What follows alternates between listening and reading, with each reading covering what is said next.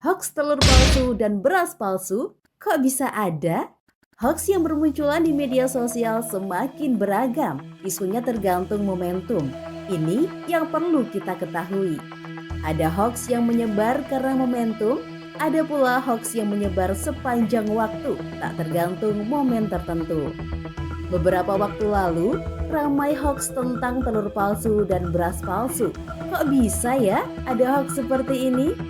Hoaks tentang komoditas pangan ini muncul saat momen hari besar keagamaan atau saat adanya kenaikan harga sembako.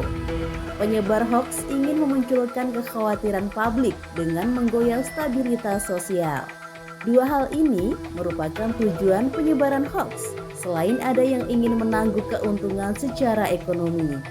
Mari kita ulas soal hoaks seputar komoditi pangan ini. Isu telur palsu sering muncul di media sosial, terutama menjelang hari-hari besar. Beredar sejumlah video yang mengklaim bisa membedakan telur asli dan palsu. Dampaknya, pedagang telur di pasar tradisional kehilangan pembeli karena masyarakat takut membeli telur yang dianggap palsu. Ini jelas merugikan pedagang kecil yang menggantungkan hidupnya dari jualan telur.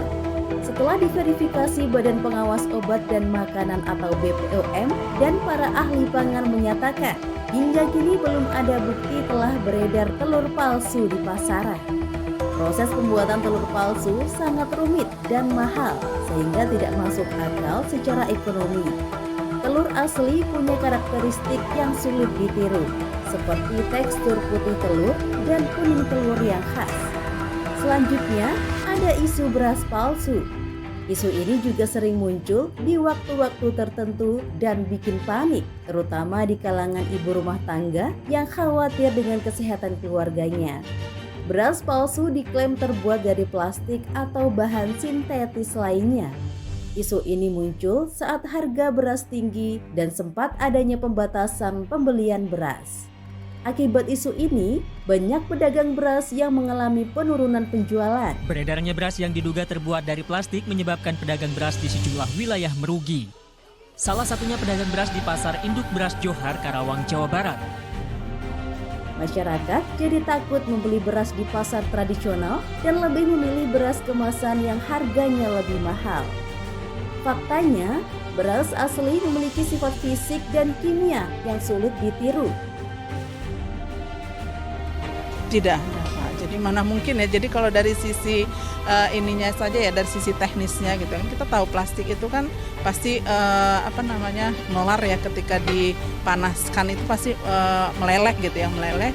Nah itu kan nggak mungkin gitu. Dari sisi teknisnya saja sudah tidak mungkin untuk membuat beras plastik dari plastik. Hingga kini belum ada bukti valid tentang beras palsu yang terbuat dari plastik atau bahan sintetis lainnya. Nah, jangan mudah termakan hoaks. Selalu cek dan recheck informasi Anda terima. Jangan percaya sebelum memastikan kebenarannya. Jika menemukan produk yang mencurigakan, laporkan ke BPOM atau dinas terkait. Mari bersama-sama lawan hoaks.